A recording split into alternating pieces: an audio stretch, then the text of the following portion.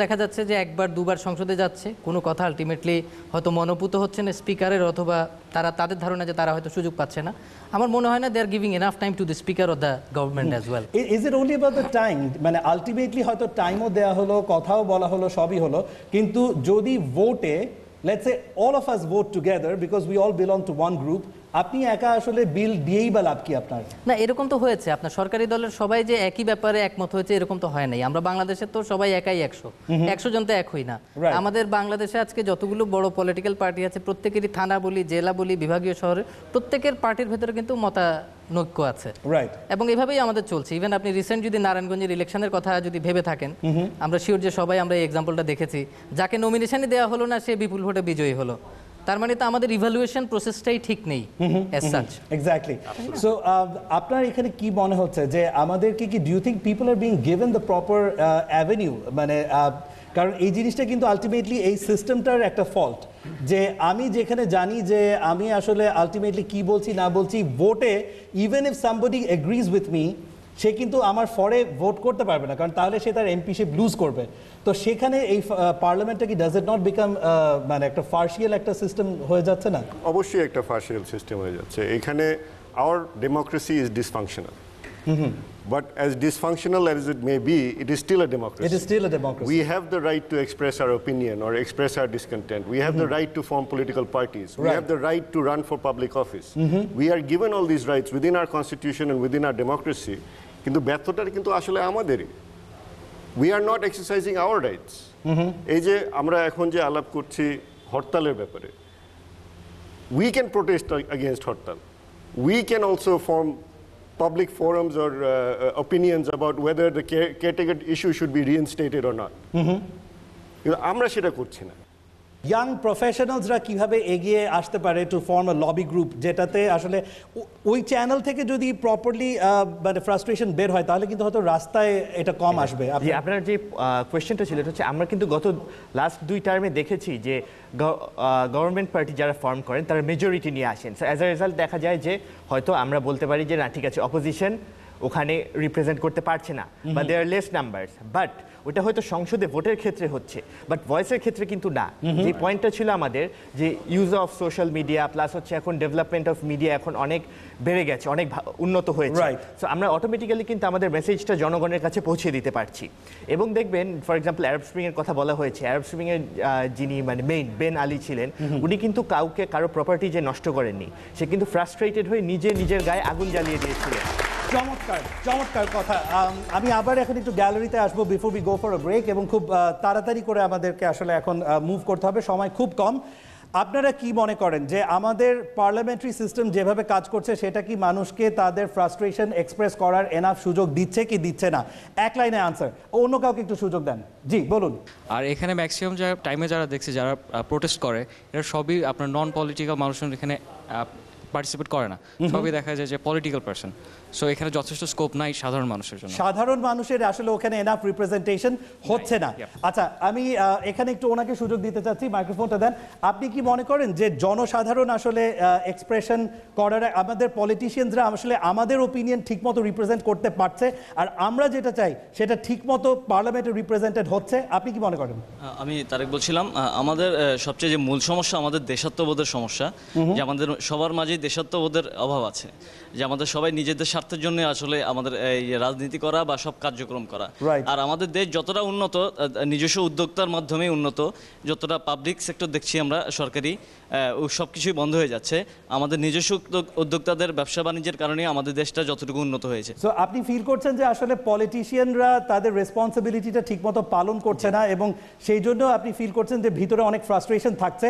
So overall আমাদের এই সেগমেন্টটাতে নিয়ে যে আলোচনাটা হলো, আমাদের সেকেন্ড সেগমেন্টটা, এটা ছিল কজেস, এবং কজেস অ্যানালাইজ করতে গিয়ে আমরা আগেও যে জিনিসটা শুনেছি সেটা আবারও আমরা এবার শুনলাম, সেটা হচ্ছে যে there is a lot of grid. Grid for power, এবং সেইখানে যেখানে গ্রিড ফর পাওয়ার থাকে সেখানে ডেফিনেটলি দেখা যাচ্ছে যে মানুষ সেলফিশ রিজনসে হরতাল করছে, স্ট্রিট অ্যাজিটেশন করছে, কারেক্ট রিজনগুলোর জন্য না।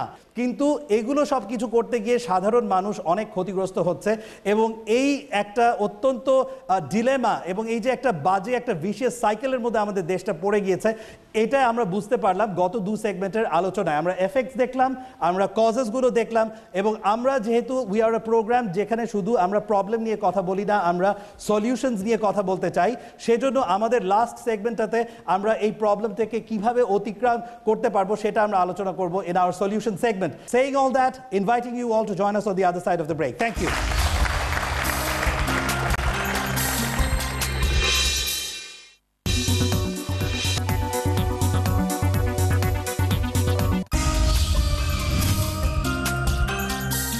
ফিরে আসলাম আমরা ব্রেক থেকে আমাদের আজকের এই প্রোগ্রামের লাস্ট সেগমেন্টে। আমাদের এই দেশ আমাদের অত্যন্ত ভালোবাসার একটা দেশ, অনেক প্রিয় একটা দেশ। সবাই এই দেশ ছেড়ে চলে যেতে পারবে না, সবাই এই দেশ ছেড়ে চলে যেতে চায় না। তো যারা এখানে থেকে যাচ্ছে, যারা আমাদের এখানে আছে, যারা আমরা এখানে আছি এবং যারা থাকবে, আপনারা যারা দেখছেন, তাদের নিজেদেরকেই এগিয়ে আসতে হবে আমাদের নিজেদের প্রবলেমগুলো সলভ করার জন্য।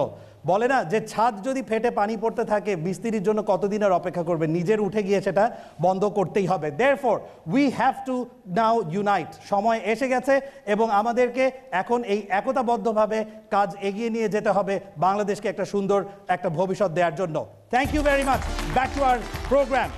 আমি এখন আমাদের প্যানেলিস্টের কাছে চলে আসছি এবং প্যানেলের কাছে আমার কথা হচ্ছে, how do we solve this problem? অনেক নিরাশার কথা আমরা শুনেছি আগে, সলিউশনস প্লিজ। সলিউশনের কথা যদি বলেন, বাংলাদেশে কিন্তু এরকম টক শো অনেক হয়, আমরা অনেক কথা বলি, কিন্তু আমাদের সরকার আর আমাদের বিরোধী দল কখনো আমাদের কথা শুনে না। এই যে স্ট্রিট অ্যাজিটেশন, হরতালের কথা বলছেন, দি অ্যাংজাইটি, ডিসকন্টেন্ট, ফ্রাস্ট্রেশন, যে আমরা জনগণ আমরা যেটা সবাই ফিল করি, এটা আমরা ঠিকমতো এক্সপ্রেস করতে পারছি না। তো আমি মনে করি যে তাদেরকে কিছু সাজেস্ট করাটা একটা it's a exercise in futility. তবে আমি আমাদেরকেও বলতে চাই, এখানে I happy to see so many young faces, the youth of our country. আমরা কিন্তু অনেক কিছু করতে পারি। আমি আপনার কথা ধরে বলতে চাই, আমরা তো সবাই পরিবর্তনের কথা বলছি, যদি আপনারা যদি না এগিয়ে আসেন, আমরা সকলে যদি না এগিয়ে আসি, এই দেশের কখনোই চেঞ্জ হবে না। ডেফিনেটলি আমাদের এটা থেকে বেরিয়ে আসতে হবে। Good solution. আমাদের প্যানেল থেকে সলিউশন আসা শুরু করেছে। আমি আবার প্যানেলে ফেরার আগে আমি একটু গ্যালারিকে সুযোগ দিতে চাচ্ছি খুব তাড়াতাড়ি করে। I want to get some good points. Yes, ওনাকে মাইক্রোফোন দিয়ে দেন, খুব তাড়াতাড়ি করে আমাদের কথা বলতে হবে। বলুন। Eden college. আমার মনে হয় যে হরতাল যেহেতু আমাদের সবার জন্য ক্ষতিকর, এটার যে একটা অল্টারনেটিভ আছে, এই মনোভাবটা আমাদের সবার মাঝে। অল্টারনেটিভটা কি হতে পারে?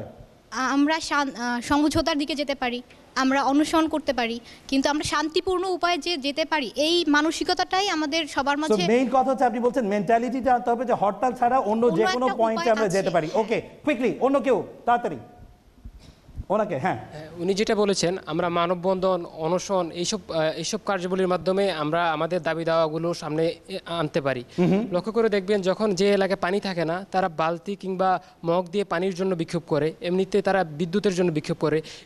এইরকম জিনিসগুলো যখন প্রেস ক্লাব, মুক্তাঙ্গনে যখন সবার সামনে করা হবে, তাহলে এই জিনিসগুলো সামনে আসবে। এবং এটা থেকে বের হয়ে আসার উপায় আর কি হতে পারে?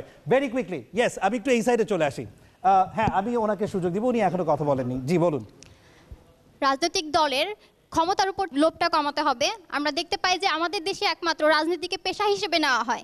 যখন রাজনীতি পেশা হয়ে যায়, তখন ক্ষমতায় যাওয়াটাই মুখ্য উদ্দেশ্য হয়। এবং আমরা দেখতে পাই যে আমাদের দেশে যে হরতালগুলো হয়, সেগুলো মূলত হচ্ছে ক্ষমতায় যাওয়ার এবং ক্ষমতাকে টিকিয়ে রাখার জন্য। এবার সলিউশনে চলে আসেন, কি করা যেতে পারে এই প্রথা থেকে বের হয়ে আসার জন্য? সলিউশন। এই প্রথা থেকে বের হয়ে আসতে আমাদের অবশ্যই সরকারের সহায়তা লাগবে, কারণ আমরা দেখতে পাই যখন হরতালের সমর্থনে কোনো মিছিল বা মিটিং হয়, সেখানে পুলিশ কোনো বাধা দেয় না, কিন্তু যখন হরতালের পক্ষে কোনো মিছিল বা মিটিং হয়, সেখানে পুলিশ নিপীড়ন চালায় এবং তাদেরকে বাধা দেয়। এমনকি অনেক গুরুত্বপূর্ণ রাজনৈতিক ব্যক্তিও আহত হয়, এবং যার ফলশ্রুতিতে যেটাকে ইস্যু করে পরবর্তীতেও ইস্যু করে হরতাল করা হয় এবং সরকারের সাথে একটা দূরত্ব তৈরি হয়, যার মাধ্যমে আমরা সংলাপ নামক শব্দটিকে কখনোই বাস্তবে দেখতে পাই না। চমৎকার, খুব জোরালো বক্তব্য। Thank you very much. এবং আমি এখানে আরেকটা পয়েন্ট বলতে চাই, সোশ্যাল মিডিয়ামকে ব্যবহার করে প্রতিবাদ করার ব্যাপারে আপনাদের ওপিনিয়ন্সগুলো একটু তাড়াতাড়ি বলেন আমাকে। ইয়েস, হরতাল দিয়ে না ইউজ করে সোশ্যাল মিডিয়া যেখানে পিপল আর অ্যাক্টিভ ওখানে যদি public post government if they are involved in the social media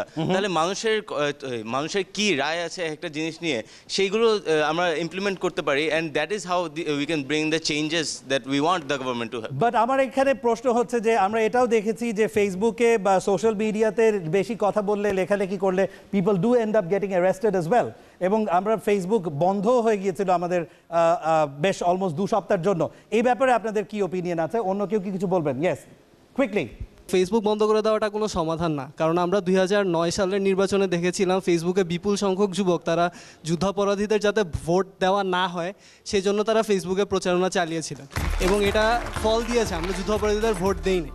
তো ফেসবুক ব্যবহার করা যেতে পারে, কিন্তু ফেসবুক বন্ধ করে দেওয়া এটা পৃথিবীর কোনোখানে এটা মেনে নেওয়া হবে না এবং মেনে নেওয়া উচিত না। আচ্ছা, আর কি উপায় থাকতে পারে আমাদেরকে একটা অ্যাভিনিউ করে দেওয়ার জন্য প্রোটেস্ট করার? ইয়েস, খুব সংক্ষেপে। এখন পর্যন্ত প্রত্যেকটা বিরোধী দল কিন্তু পরবর্তীতে ক্ষমতা এসেছে যারা ব্যাপক পরিমাণে হরতাল দিয়েছিল। অর্থাৎ আমরা কিন্তু সামারাইজেশনে যেতে পারি, সরকারি দল হরতাল যারা করছে বা হরতাল যারা ডাকছে তাদেরকে জনপ্রিয় করে দিচ্ছে। তাই এক্ষেত্রে সরকারকে হরতাল যাতে জনপ্রিয় একটি মাধ্যম না হয় সে ব্যাপারে সচেতন হতে হবে। That's good. আর কেউ কিছু বলতে চাচ্ছে? সলিউশন চাচ্ছি আমি এখন, শুধু solution. Nafiu from IUB. The biggest problem is that people are scared. যে মানুষ যদি কিছু বলতে চায় যে আমার এই জিনিসটা পছন্দ না বা আমি জিনিসটা চাই, সে বলতে পারে না। যদি সে অ্যাকচুয়ালি গিয়ে বলে তার একটা ভয় থাকে যে আমাকে হয়তো অ্যারেস্ট করতে পারে বা আমার কথা মানুষ পছন্দ না করতে পারে। এই জন্য উই নিড সেফটি, একটা ইনশিওর্ড একটা প্ল্যাটফর্ম থাকা উচিত বা ফোরাম থাকা উচিত যেখানে মানুষ সব নিজেদের সাজেশনস বা ওপিনিয়ন্স দিতে পারবে, অ্যান্ড একটা রিপ্রেজেন্টেটিভ থাকবে যে পার্লামেন্টে গিয়ে এই অপশনটা দিবে বা সাজেশনটা দিবে যেন এই জিনিসটা ইমপ্লিমেন্ট করা হয়। যদি এটা না, very good points from the young generation. এবার আমি চলে আসছি ব্যাক টু আওয়ার প্যানেল এবং আমি রিকোয়েস্ট করব, আমি একটা কনসেপ্ট একটুখানি আপনাদের কাছে শেয়ার করছি এবং সেটা নিয়ে আরও আলোচনা করতে চাই। মানে ওভারঅল পার্লামেন্টের মধ্যে we all hear about shadow government এবং পার্টিসিপেটিভ ডেমোক্রেসি, যেখানে ক্যাবিনেটের মধ্যে অপোজিশন থেকেও মানুষদেরকে ইনভলভ করা হবে, মিনিস্টার বানানো হবে। এই ধরনের মডেলগুলো আমাদের দেশে কেন প্র্যাকটিস হচ্ছে না এবং এটা কিভাবে আমরা ইনস্টিটিউশনালাইজ করতে পারি? একটি এক্সাম্পল দেখান যেটা হরতালের মাধ্যমে আমাদের অ্যাচিভ হয়েছে, অথবা হরতালের মাধ্যমে একজন জনগণ বেনিফিটেড হয়েছে। যদি এরকম এক্সাম্পল না হয় তাহলে কেন আমরা এরকম কাজ করব? এবং এই জিনিসটা যদি গভর্নমেন্ট প্লাস বলেন, অপোজিশন লিডার বলেন, অল দ্য পার্লামেন্টারিয়ানস বলেন, তারা যদি এক হয়ে যেগুলো আমাদের জাতির জন্য ক্ষতিকর ডেট্রিমেন্টাল জিনিস যেগুলো আছে এইগুলি যদি করা থেকে বিরত থাকে, এবং হয়তো ওভার দ্য নাইট চেঞ্জ করা সম্ভব না, বাট ইন লং রান এইগুলি থেকে যদি আমরা সরে আসতে পারি তখনই আমাদের ট্রু সেন্সের ডেভেলপমেন্টটা হবে। ওকে, সো আমি যে পয়েন্টগুলোর কথা বলছিলাম যে আমাদের শ্যাডো গভর্নমেন্ট বা শ্যাডো পার্লামেন্ট এইগুলো আমাদের এখানে কেন হচ্ছে না, এই উত্তর আমার কাছে নেই কেন হচ্ছে না। এটা possibly they're too greedy for power to share power with anyone. এটা একটা কারণ হতে পারে। দেখুন, আমরা এখানে আছি 5 জন। আমরা যদি কোনো বাড়িতে বেড়াতে যাই, যদি 5টা কলা দেওয়া হয়, আমাদের বাঙালির সাইকোলজি এমন যে আমি সবার পরে নেওয়ার চেষ্টা করব, because I want to take the big one. তো if I am forming a government, তো obviously I will pick the most important positions for my party. আমাদের ভেতরে যে উদারতার অভাব, এই জিনিসটাকে আগে ডেভেলপ করতে হবে। পলিটিক্সে উদারতার কোনো স্থান নাই। আবার পলিটিক্স হচ্ছে very competitive and at the same time very straight forward একটা থিং। যদি এখানে আমি একটা জিনিস বলি যে কিছু কিছু ক্ষেত্রে আমাদের লিমিটেশন আনা উচিত, যেমন এই যে 300 পার্লামেন্টারিয়ান আমাদের আছেন, এমপি আর কি, যারা রাইট আজ পর্যন্ত 3 বছর কিন্তু অলরেডি চলে গেছে। আমি জানি না, personally I don't know if they have done it by now. তাদের তো ওয়েলথ অ্যাসেট, তারপরে অ্যাসেটস, এসব সব কিছুর তাদের ডিক্লারেশন থাকার কথা ছিল। আমি জানতে চাই যে একজন এমপি হওয়ার সময় তার কি পরিমাণ অ্যাসেট অ্যান্ড ওয়েলথ ছিল, তার তখনকার কি অবস্থা ছিল, এখন সে কি অবস্থানে আছে।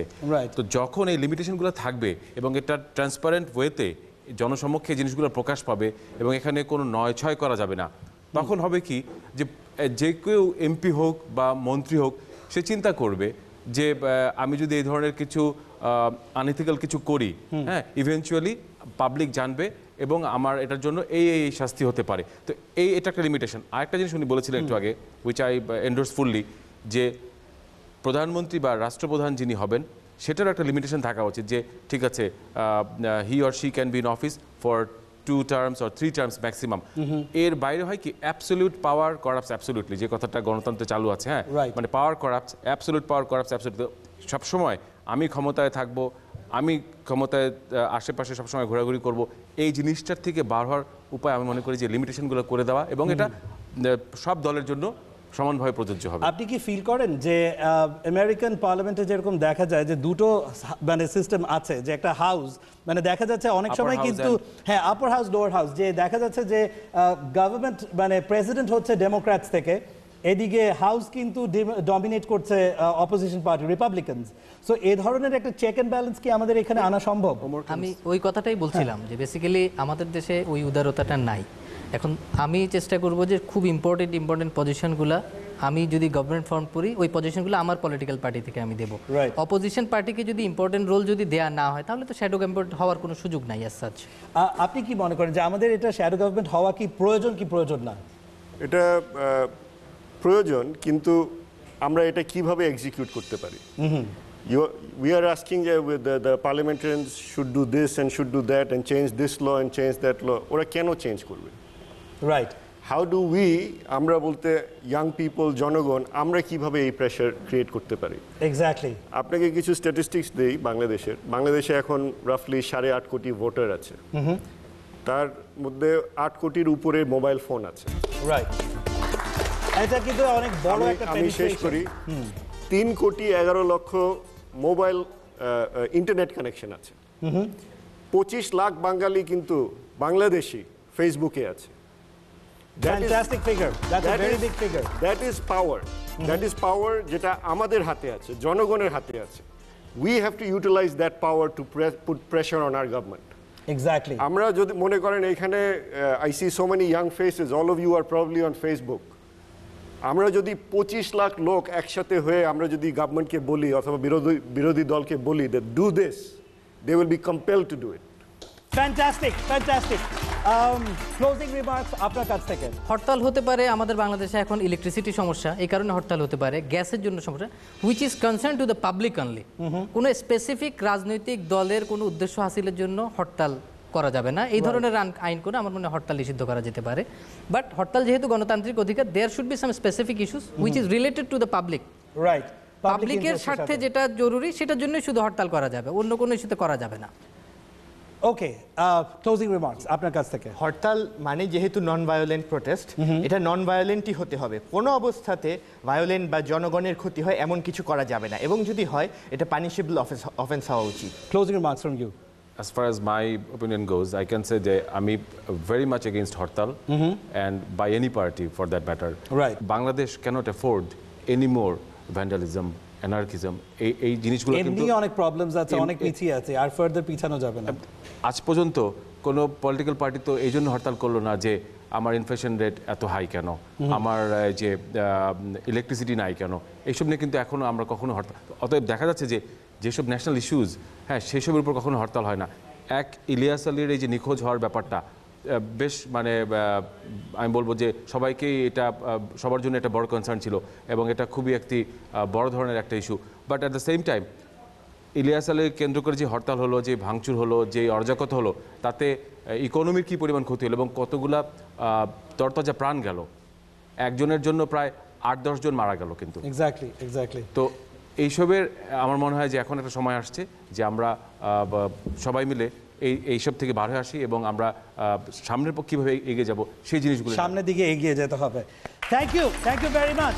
মূল কথা সেটা হচ্ছে যে আজকের এই অনুষ্ঠানের যে অল্প একটু সময়, এই সময় এই বড় একটা সাবজেক্টের সবগুলো দিক কভার করা পসিবল না, কিন্তু আপনারা আমাদের এই ডিসকাশন কন্টিনিউ করতে হেল্প করতে পারেন। ইন্টারনেটে লগ অন করবেন এবং করে ফেসবুকে আমাদের যে পেজ আছে আগামীর ভাবনা অ্যান্ড ফোর্স অফ টুমরো, সেই পেজটাতে যেয়ে সেখানে মেম্বার হতে পারবেন এবং সেখানে আপনাদের কমেন্টস দিতে পারবেন। আমাদেরকে ইমেইল করতে পারবেন @agamirBhabna.FOT@gmail.com। আপনার ওপিনিয়ন্স জানাতে পারবেন আপনার ক্রিটিসিজমস থাকলে সেগুলোও আমরা ওয়েলকাম করব। আপনারা প্লিজ আমাদের সাথে পার্টিসিপেট করবেন। মনে করতে পারেন যে এই প্রোগ্রাম করে কি হবে, কিন্তু এই প্রোগ্রামটা হচ্ছে যদি আমাদের এগেইনস্টে আমাদের বাংলাদেশের ফিউচারে সুন্দরভাবে এগিয়ে যাওয়ার পথে যদি একটা বড় দেয়াল হয়ে থেকে থাকে, তাহলে এটা কিন্তু হচ্ছে একটা ছোট হাত মুঠ করে একটা ছোট বাড়ি। এবং আপনারা যদি সবাই আমাদের সাইডে এসে আপনারা সবাই যদি আমাদেরকে স্ট্রেংথেন করতে পারেন, তাহলে সব ধরনের মুশকিলকে আমরা কিন্তু আসলে বুলডোজারের মতো ভেঙে রাস্তা সাফ করে দিতে পারবো। আপনাদের কাছেই সেই পাওয়ার আছে, আপনাদের হাতেই সেই পাওয়ার আছে। সো আপনাদেরকে অনুরোধ করছি to be a part of this platform, to be a part of this forum and help us to reach our ultimate goal of making Bangladesh a country that we can truly be proud of. আপনাদেরকে আজকের অনুষ্ঠান আমাদের সাথে থাকার জন্য অনেক ধন্যবাদ জানিয়ে নেক্সট উইকে আমাদের প্রোগ্রাম দেখার আমন্ত্রণ জানিয়ে আমি আজকে এখানে শেষ করতে যাচ্ছি। তার আগে আমি জিটিভিকে থ্যাঙ্কস জানাচ্ছি এবং আমাদের এখানে অর্গানাইজিংয়ে যারা আমাদেরকে সাহায্য করেছে, অনেক ইউনিভার্সিটি থেকে স্টুডেন্টসরা এসছে, অনেক ইউনিভার্সিটি ডিবেটিং ক্লাবস আমাদেরকে সাহায্য করেছে, সবাইকে ধন্যবাদ জানিয়ে আমি আজকের প্রোগ্রাম এখানেই শেষ করছি। Thank you very much.